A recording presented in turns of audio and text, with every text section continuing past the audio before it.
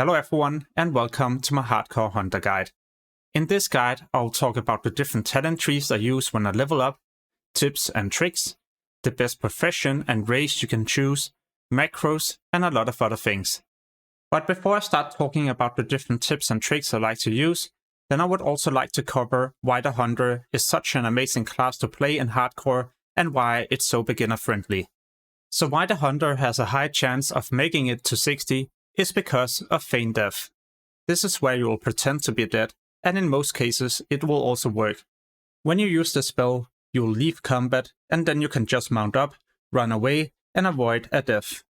And why the Hunter is also easy to level is because of your pet. So let's say you accidentally disconnect, well then your pet will continue to attack the enemy. As any other class, this would usually cause you to end up dying, but because of the pet, and it continues to attack the enemy, then it also pulls more threat, and now it will be the one with the aggro. So with this introduction, I guess we're also ready with the different tips and tricks that will help you level a Hunter.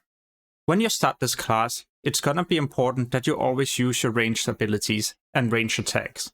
These will deal way more damage compared to being in melee range. Therefore, I usually just use my auto shot, get a bit of distance, and wait for another auto shot to be ready. But all of this will change when you reach level 10 and you complete your Hunter chain quest. Because the moment you get a pet, well then this will also be your tank.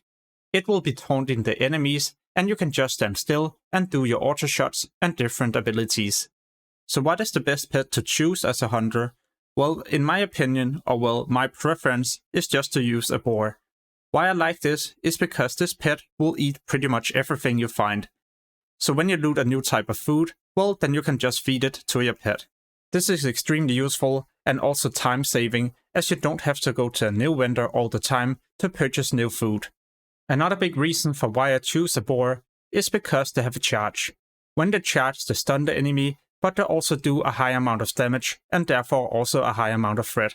This allows me to start attacking right away without getting aggro. So you might have encountered this before.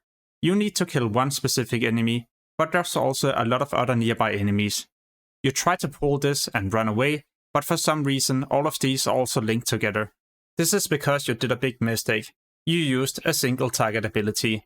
Now all of them are linked together and they will evade at the same time. What you should have done instead was to use an AoE range ability, for example your volley. When you pull more than one enemy at the same time, either with a range ability or spell, well then these will no longer be linked together. Yeah, you will pull them at the same time, but because you did this, then they haven't been chain pulled. Instead, they were pulled at the same time and no longer being linked together. So you can just shoot at the target you need to kill, and all of a sudden the other enemies will also start to evade. Super useful if you just need to kill one specific enemy and you don't want to deal with the rest of them. One spell that is quite underrated is Disengage. So if you accidentally pull aggro, and your pet's taunt ability is on cooldown, and the enemy also resists your feign death, well then you can just spam your disengage to reduce your threat. In most cases this will work after 1 to 2 attempts.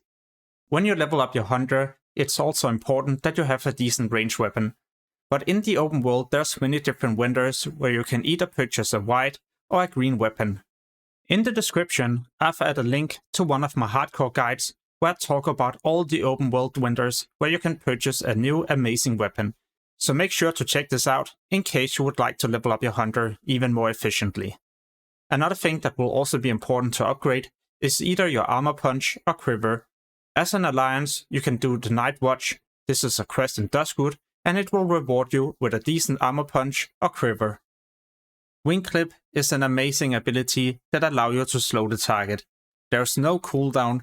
And why this is important is because whenever you get a new weapon, and if you need to increase your weapon skills fast, then you just spam your wing clip. This way, you can level up your weapon skills in next to no time.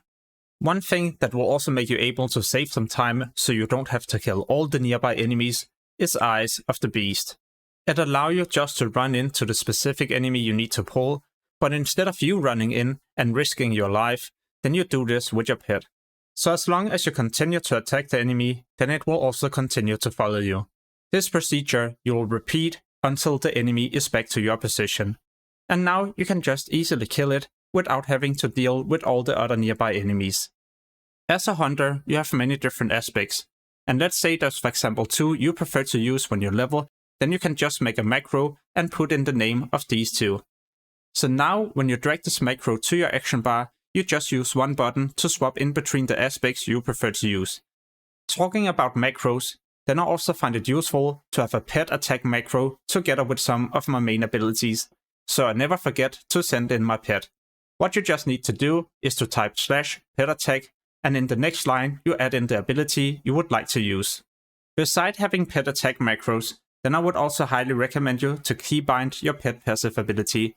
So if there's a nearby patrol getting close to your pet, then you can put this on passive and move it back to your position.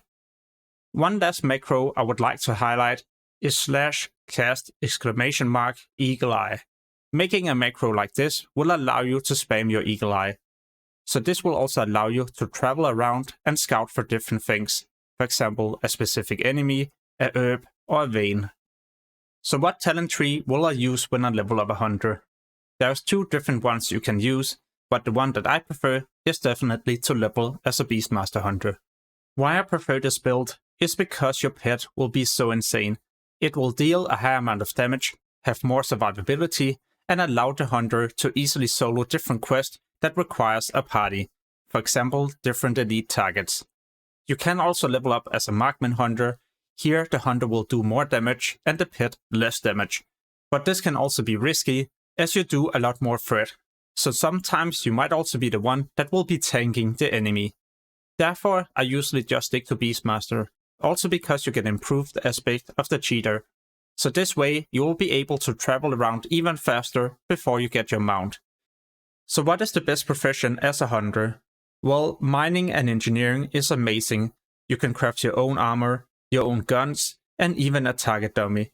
So if you make a big mistake and your feign death is resisted, well then you can spawn a target dummy and this will taunt all nearby enemies. Herbalism and alchemy is also a good combination, so you can craft different potions that will benefit your leveling. But remember, Auction House will be available on the official Classic Hardcore servers, so you could always just purchase potions on the Auction House. And skinning and leatherworking is also a decent choice, so you can craft new items, armor quivers and armor punches, and also high level items when you reach level 60. But to be honest, then engineering and mining might be the best combination, as it increases your chance of surviving and making it to 60 by a lot. So what is the best race to choose? Well, as a Horde player, there's 3 different options, but only 2 of these are good.